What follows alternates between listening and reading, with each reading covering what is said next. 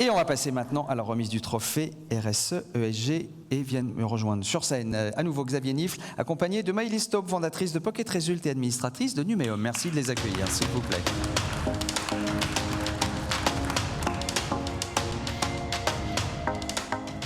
Bonsoir Maëlys.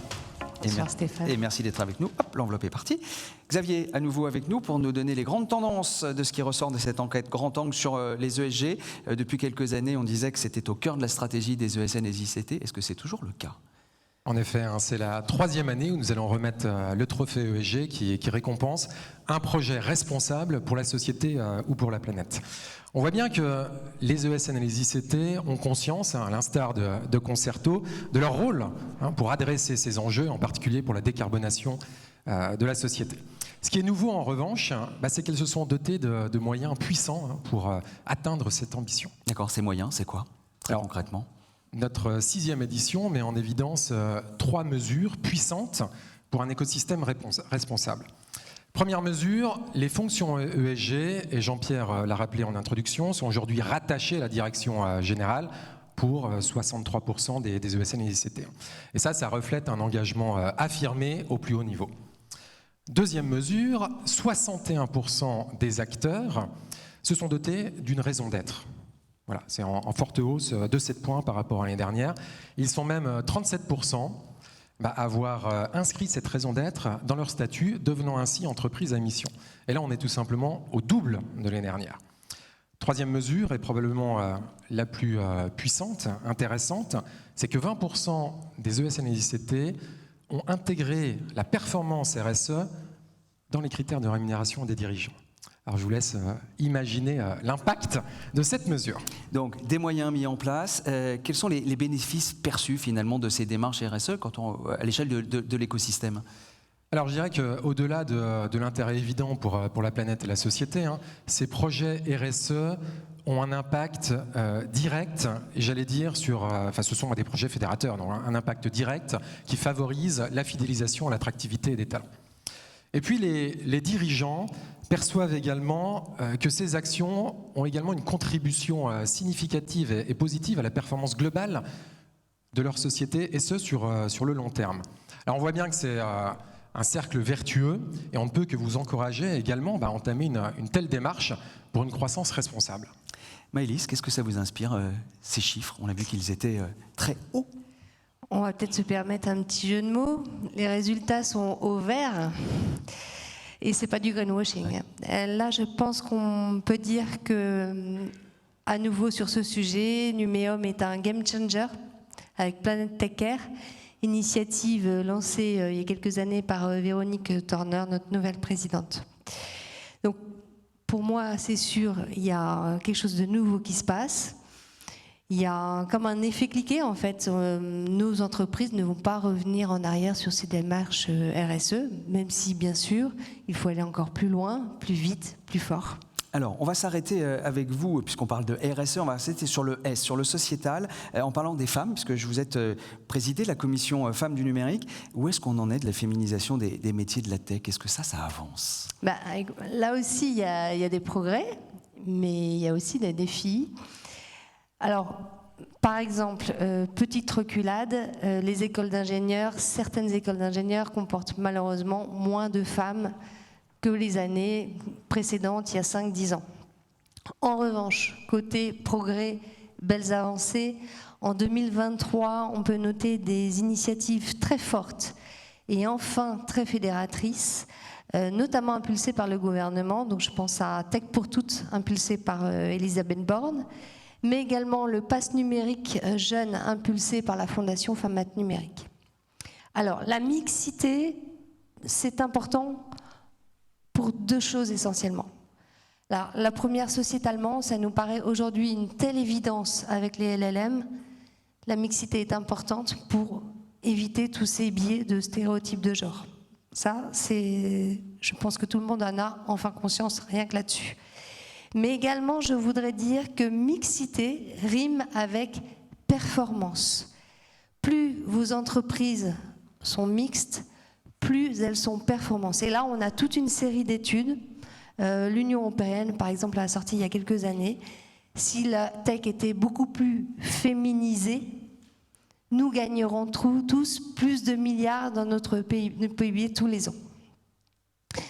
Alors chez Numéum, là aussi on va être sur ce sujet game changer. Donc il y a l'initiative Numérique Emploi que certains connaissent peut-être. C'est une initiative pour aller recruter autrement et aller recruter des personnes en reconversion. Et Femmes du numérique, sur ce sujet, donc on va lancer un programme qui va vous permettre, vous adhérents, de vous accompagner pour le recrutement des femmes en reconversion. Et c'est grâce à vous, entreprises, si vous stimulez cette demande, si vous démontrez que oui, travailler dans la tech, c'est des métiers évidemment passionnants, mais c'est aussi fortement rémunéré, je pense que là, ça va enfin attirer, et c'est ça le problème, attirer nos femmes qui sont en reconversion. Merci beaucoup, Maëlys, d'avoir été avec nous ce soir. Maëlys Taube, s'il vous plaît. Avec ce focus sur la responsabilité sociétale des entreprises, notamment sur la mixité, on va recevoir maintenant un autre grand témoin. Il s'agit de Laura Letourneau. Elle est responsable du chantier numérique et données de la planification écologique au service de la Première ministre. Et elle vient nous parler ce soir de la vision de l'État sur le rôle du numérique et des données dans la transition écologique, notamment dans la répartition des rôles publics-privés. Merci, s'il vous plaît, d'accueillir Laura Letourneau. Bonsoir. C'est comme vous voulez, ou le pupitre ou le micro. Avec le micro. Et ce sera le micro vert. Merci, bonjour à tous. Merci beaucoup pour l'invitation à ce très bel événement qui est très nécessaire, je pense. Peut-être pour expliquer un peu d'où je viens, en 2016, j'ai écrit un livre qui s'appelle « Ubérisons l'État avant que d'autres ne s'en chargent, les autres étant vous, le secteur privé ». Ça ne veut pas dire qu'il n'y a pas de place pour les acteurs privés dans le numérique au service d'une politique publique, l'environnement, la santé, l'éducation, la culture, etc. Mais ça veut dire que souvent, ce numérique public, c'est un énorme bazar où les rôles sont inversés.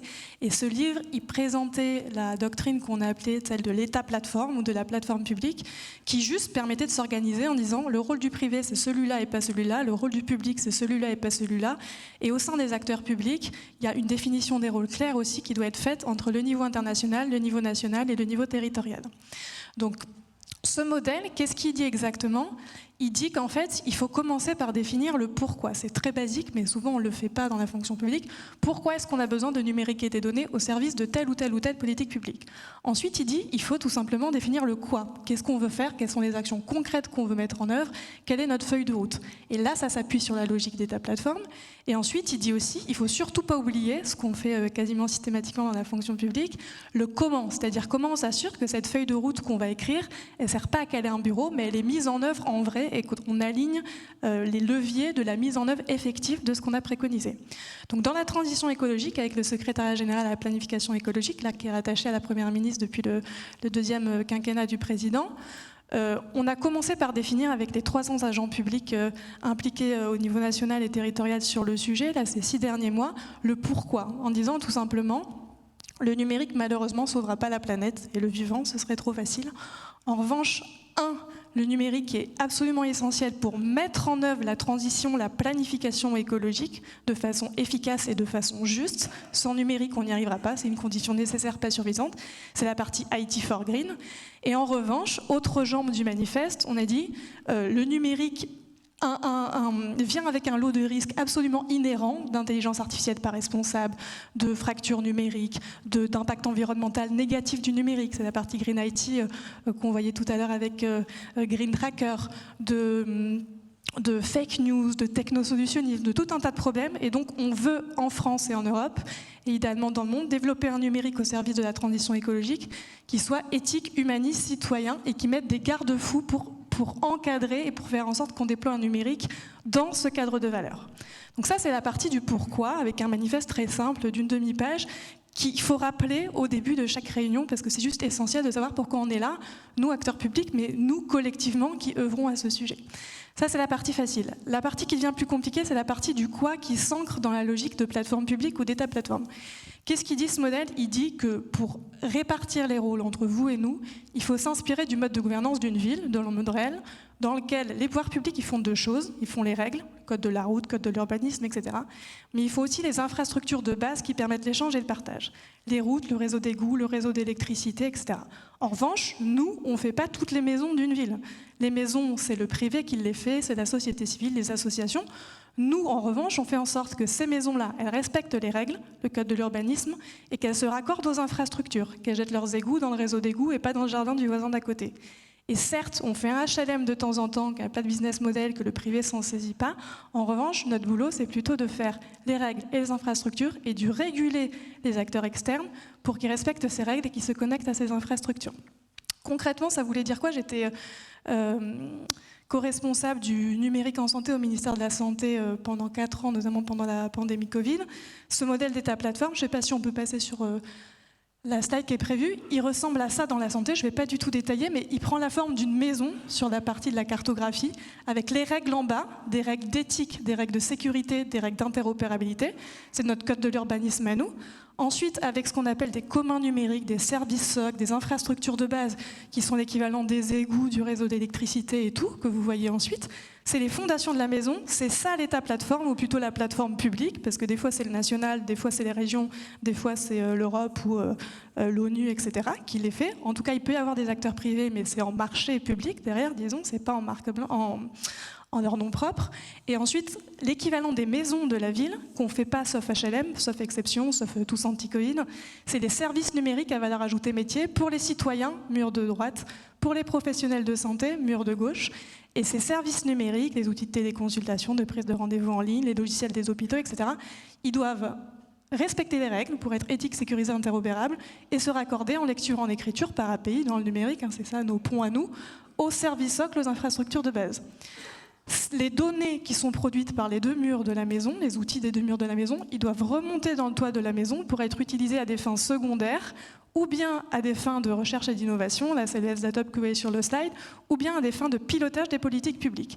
Et ensuite, il y a tous les nuages, parce que pour faire en sorte que nous, on régule l'écosystème externe, il faut activer la carotte, donc c'est toute la partie facile, entre guillemets, Startup Nation, financement, innovation, etc. Il faut activer, plus compliqué, le bâton, c'est la partie évaluation. Et ensuite, il faut mettre du froid, des KPI, des trucs de suivi, etc. Mais aussi énormément de chaud, avec typiquement des événements tels que celui que vous organisez aujourd'hui, les talents de l'e-santé, faire en sorte que les gens soient bien payés dans une DSI hospitalière, par exemple, faire en sorte que les gens soient motivés, que ça devienne vraiment un projet commun. Donc ça, c'est la façon dont ça s'est fait dans la santé. Un petit mot pour dire que l'État plateforme, ce n'est pas que des contraintes pour les entreprises et des règles à respecter et des communs auxquels se connecter. C'est aussi une façon de construire à partir de ces communs pour aller encore plus vite sur votre valeur ajoutée métier. Typiquement, pendant la pandémie Covid, Covid List, la liste d'attente qui a été mise en place par une start-up de la société civile pour prendre un rendez-vous pour la vaccination, s'ils n'avaient pas pu utiliser ProSanté Connect en orange, là, la brique d'identification des professionnels de santé, ils auraient perdu 3 mois dans leur déploiement parce qu'ils auraient dû aller sur le terrain enrôler tous les professionnels des centres de vaccination pour être bien sûr qu'ils avaient le droit de vacciner. Donc, c'est l'objectif de se baser sur des trucs qu'on fait nous, qu'on met en commun, qui sont gratuits, et d'aller vous sur des trucs qu'à l'inverse, on ne doit pas faire nous, sauf exception, sauf HLM. 2 jambes dans cette logique d'État plateforme, la partie techno, maison, stratégie d'urbanisation, et la partie cas d'usage.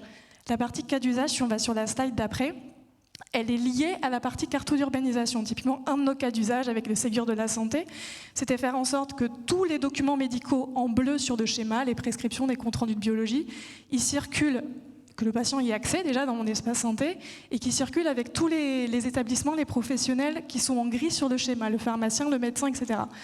Pour faire ça, qu'on peut expliquer à un enfant de 6 ans, je vais récupérer mon compte rendu d'hospitalisation quand je sors de l'hôpital, en fait, il faut que tous les logiciels de ces acteurs-là, ils intègrent les fondations de la maison, et notamment l'identité nationale de santé, l'INS, pour que Sarah Lou Garcia Amadi, ce soit la même chez son pharmacien, chez son hôpital, chez son kiné, chez son médecin traitant.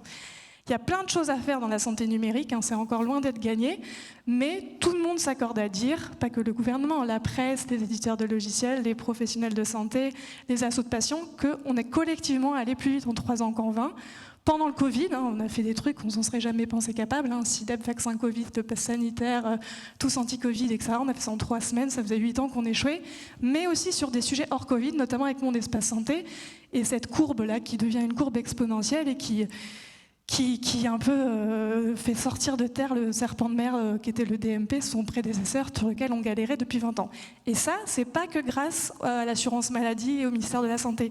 C'est en très grande partie aussi grâce aux professionnels de santé, aux hôpitaux, aux associations et aux éditeurs de logiciels avec qui on a vraiment travaillé main dans la main, chacun sur son juste terrain de jeu, et notamment en grande partie avec nous-mêmes. Si on passe très rapidement pour conclure à l'écologie, puisque c'est en cours et ce sera mis en concertation publique bientôt, l'écologie, en gros, c'est un peu pareil, mais c'est 10 fois plus gros, puisque l'écologie, c'est tout, donc c'est très vertigineux. Ce qu'on est en train de faire avec les 300 agents publics dont je vous parlais, c'est une maison, mais en fait plutôt 7 maisons, autour des thématiques de France Nation Verte. Se déplacer, se loger, se nourrir, préserver, consommer, produire. Il y a une thématique transversale. Donc on travaille sur ces maisons, savoir ce qui existe, où on veut aller, tous ces 12 travaux d'Hercule, mais c'est salvateur. Et on travaille aussi sur des cas d'usage prioritaires que vous voyez ici. Il y en a 1 milliard de cas d'usage qu'il faut tous traiter en même temps. Mais là, on s'est dit, OK, les prios des prios, c'est ceux-là. Et on les traite en mode collectif et commando, comme on l'avait fait sur la santé numérique précédemment. Ça, c'est sur la partie du quoi. Et sur la partie du comment, pour terminer, c'est le plus compliqué. Hein. C'est beau de faire ça, c'est compliqué, c'est l'enfer, il y a 1 milliard d'acteurs. En revanche, le plus difficile, c'est de faire en sorte qu'on arrive à faire ce qu'on avait promis qu'on allait faire. Donc pour faire ça, il y a plusieurs leviers. Il y a des leviers internes, des leviers de gouvernance, d'organisation, c'est les racines du mal, des leviers de culture, c'est essentiel, vous en parliez, d'attractivité RH, des sujets de moyens financiers et humains, qui ne sont pas du tout au niveau, vous le savez, dans le numérique public la plupart du temps, que c'est en train de changer enfin, et des sujets de co-construction permanente avec l'externe. Dans la santé numérique, on avait fait le tour de France des régions, on le refaisait tous les ans. On avait des comités de concertation permanents avec Nouméum, France Digital, les représentants des éditeurs de logiciels et de tous les professionnels. Et on avait mis tout ça en place. Donc c'est essentiel que sur ce chantier-là également, on remette en place ces instances et qu'on travaille ensemble main dans la main. Donc là, d'un point de vue des prochaines étapes, on va publier, ou plutôt mettre en concertation publique cette feuille de route d'ici la fin de l'année, là, qui va être un peu en déclinaison du plan de planification écologique d'ensemble, qui sera enfin dévoilé après le conseil de planification écologique de fin septembre, en mode cette feuille de route numérique vient crédibiliser la feuille de route métier, parce que sans ça, on juste mettra pas en œuvre la planification écologique. On a déjà fait une concertation informelle organisée par Planète Tech Care, justement, que je remercie vraiment chaudement en juin dernier. Donc là, l'idée, c'est d'avoir une mise en concertation publique. Je compte vraiment sur vous pour y répondre et surtout pour qu'on travaille ensuite main dans la main, chacun sur son juste terrain de jeu pour pédaler ensemble et mettre ça en œuvre, parce qu'on n'y arrivera pas sans vous, secteur privé. Et à l'inverse, je pense que vous n'y arriverez pas sans nous non plus. Donc voilà, je compte sur vous et vous pouvez compter sur nous, pouvoir public. Merci beaucoup Laura Letourneau d'avoir été avec nous ce soir pour nous parler de cette État plateforme et puis pour cet appel évidemment au travail en commun entre le public et le privé. Nous allons maintenant passer à la remise du trophée RSE ESG et pour cela j'accueille Jean-Marc Guillot, directeur commercial de SK13, Payroll Management. Bonsoir Jean-Marc. Merci d'être à nouveau avec nous. C'est le jaune pour Jean-Marc. Bonsoir à tous. Alors, qui est récompensé, Jean-Marc, cette année pour ce trophée critère ESG RSE? Eh bien, le lauréat cette année est l'entreprise Inhérent. Alors, qui vient nous rejoindre? C'est Arnaud Gauthier, normalement, qui vient nous rejoindre. Arnaud Clément, pardon. Il est où, Arnaud Clément? Il est là-bas, il arrive. Directeur RSE de Inhérent. Bonsoir, Arnaud. Merci d'être avec nous. Alors, déjà, Jean-Marc, pourquoi ce choix du jury? Alors pourquoi ce choix du jury? C'est vrai que ce qui apparaît déjà de manière assez évidente, c'est que vous avez atteint une maturité importante sur le sujet. D'ailleurs, vous avez déjà reçu des prix sur cette thématique. Ensuite, vous avez un dossier technique, moi je trouve assez passionnant. Impossible de le résumer dans les délais de Stéphane. Tu m'excuses Stéphane. Je ne peux pas résister à la tentation de relever quelques mots sur ce dossier technique. Moi j'ai découvert des nouveaux mots comme... adiabatique, que vous avez installé sur Romans, qui n'est pas la ville la plus froide de France. Sur le mot free cooling aussi, je ne connaissais pas, free cooling, qui est un mot auvergnat qui signifie qu'on peut baisser la température d'un data center sans recevoir de facture d'électricité. C'est bien, c'est pas mal. Et puis enfin, tout un ensemble d'éléments sur les décarbonations, mais pas que. Tout cela donc... inscrit dans ce dossier technique. J'atteins ici les limites effectivement de ma connaissance en bioclimatisation. Je me contente donc de vous remettre ce prix, de vous en féliciter et bravo. Merci. Alors Arnaud, évidemment beaucoup de choses dans ce dossier, mais avec évidemment un gros focus autour de la réduction de l'empreinte carbone de l'entreprise. C'est vraiment ça le gros challenge et le gros travail. Oui, d'abord pour expliquer en 2 mots, Inhérent est un groupe de 1000 personnes à peu près. On fait 225 millions d'euros de chiffre d'affaires. On est nous aussi en croissance, on parle beaucoup de croissance. Et parce qu'on est en croissance, on se doit d'être responsable, encore plus que d'autres. Et du coup, on essaye de faire beaucoup de choses. On essaye d'être 1000 en RSE et de ne pas être seulement 2. Et du coup, vous avez cité des initiatives autour de la réduction de l'empreinte carbone. L'empreinte carbone, il y a quand même beaucoup de greenwashing. Il y a beaucoup de gens qui se contentent de parler d'un scope 1 et 2, qui sont des scopes qui représentent 6% de nos émissions. Donc c'est très faible. Donc quand on se contente du scope légal, on mesure rien. Donc il faut mesurer tout, aller jusqu'à un scope 3. Et après, il faut réduire. Et réduire, c'est compliqué. Il faut travailler sur la mobilité. C'est 31% de l'empreinte carbone en France aujourd'hui. Donc il faut accompagner les collaborateurs pour qu'ils viennent à vélo. Il faut mettre plus de voitures électriques, même si ça ne va pas sauver la planète. C'est un peu plus vertueux qu'une voiture thermique. Et puis il faut travailler sur la consommation d'énergie. Quand on fait rimer écologie et économie, c'est plus facile. Donc on peut y aller assez facilement, mais en fait l'électricité, même si on l'a vu dans la vidéo tout à l'heure pour mesurer l'empreinte carbone d'un site, en fait nous c'est 2% de nos émissions, c'est rien du tout parce qu'on est en France et qu'on a une énergie assez décarbonée. Et donc la priorité, au-delà de faire de l'adiabatique ou du free cooling pour réduire notre consommation d'énergie et faire des économies, le plus important dans le numérique, je pense qu'on ne le dit pas assez alors qu'on est tous dans le milieu là, c'est que 80% de la pollution du numérique vient des équipements. Vient des télés, des écrans, des smartphones, des PC évidemment. Quand on parle des data centers qui pèsent 15%, c'est pas l'énergie des data centers, c'est aussi les équipements qu'on met dedans. Donc la priorité c'est ça, c'est de mettre en place de l'économie circulaire, de pas recycler. Recycler c'est la dernière roue du carrosse. Avant de recycler, il faut réemployer. Donc voilà, c'est des choses qu'on essaie de mettre en place. Encore une fois, on fait rimer écologie, économie. On encourage nos clients à allonger la durée de vie, à les utiliser plus longtemps. On peut baisser les prix. On essaie de facturer des arbres quand ils ne nous renvoient pas les équipements. On met en place des filières de réemploi, on répare, on trouve des fournisseurs, des partenaires. On change d'entrepôt logistique parce qu'on a traité 15 000 équipements en 1 an. Donc voilà, plein d'initiatives qui essayent d'apporter la pierre à l'édifice pour que le numérique soit un peu plus responsable. Et vous êtes donc récompensé cette année par ce trophée RSE ESG que vous remet Jean-Marc Guillot.